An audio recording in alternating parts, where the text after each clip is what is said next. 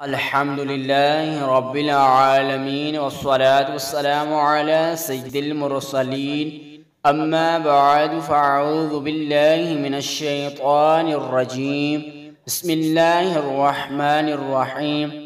میرے سننے اور دیکھنے والوں کو السلام علیکم ورحمۃ اللہ وبرکاتہ۔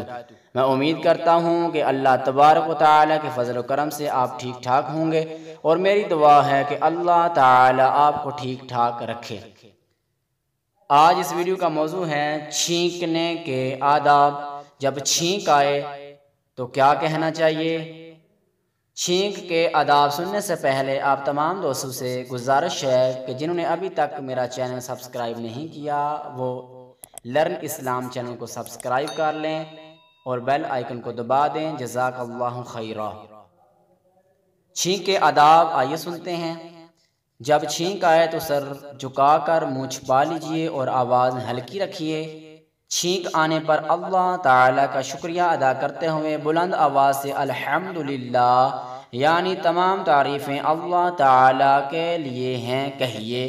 سننے والا جواب میں یرحمک اللہ یعنی اللہ تعالیٰ آپ پر رحم فرمائے کہے۔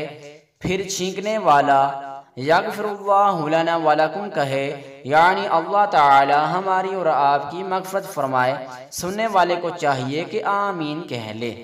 اگر کافر کو چھینک آئے اور اس نے الحمدللہ کہا تو جواب میں یہدیک اللہ یعنی اللہ تعالی تجھے ہدایت دے کہنا چاہیے۔ خطبے کے دوران اور نماز پڑھتے وقت کسی کی چھینک کا جواب نہیں دینا چاہیے۔ اللہ تبارک و تعالی سے دعا ہے کہ جو کچھ ہم نے سنا اس پر عمل کرنے کی توفیق عطا فرمائے۔ آمین بجاہ النبی الامین وصلی اللہ علیہ وسلم۔